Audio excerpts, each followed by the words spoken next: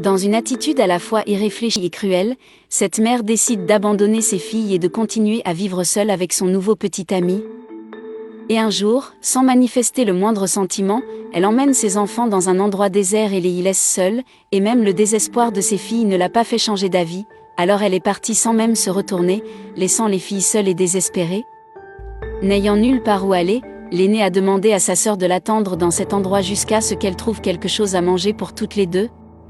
Elle est donc partie, tandis que sa sœur est restée seule à l'attendre.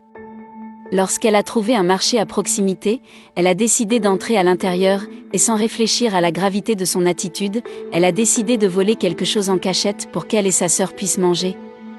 Puis, essayant de se déguiser, elle s'est faufilée hors de la porte, mais ce qu'elle ne savait pas, c'est que le gardien du marché se méfiait d'elle. Et quand elle est revenue, elle a été surprise par l'arrivée du garde, qui s'est approché d'elle et l'a accusée d'avoir volé. Et a commencé à prendre ce qui se trouvait sous ses vêtements, mais heureusement, un autre homme s'est approché d'elle pour savoir ce qui se passait.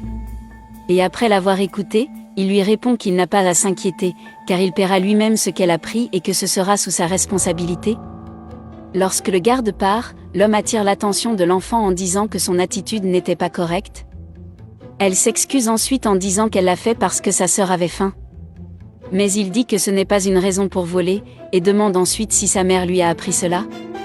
Elle dit qu'elle savait que c'était mal, mais que sa mère les avait abandonnés. Et puis elle commence à expliquer tout ce qui s'est passé depuis le début.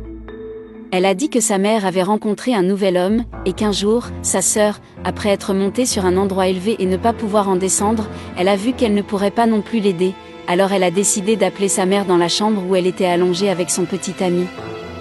Lorsque sa mère a entendu son appel, elle s'est mise en colère et est allée voir ce que c'était, tandis que l'homme est resté dans la pièce à se plaindre d'eux et à dire combien ils étaient ennuyeux. Ainsi, lorsque sa mère a ouvert la porte pour savoir ce qui s'était passé, elle lui a tout raconté et toutes deux sont sorties pour aider sa sœur. Lorsqu'elles sont arrivées, la mère a pris la fillette dans ses bras et est partie avec elle, mais lorsqu'elle est rentrée chez elle, elle a commencé à crier sur ses sœurs, disant qu'elle était fatiguée de cette vie et qu'elle n'était même pas assez bien pour s'occuper de sa petite sœur.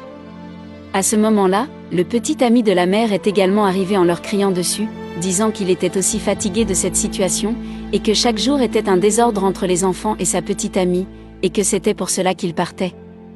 La mère lui a donc demandé désespérément de ne pas l'abandonner, et elle avait beau le supplier, il continuait à dire qu'il ne pouvait plus le faire, alors il est parti.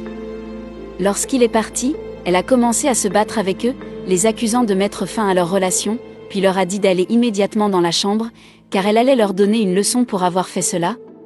Et à l'intérieur, il les bête en guise de punition.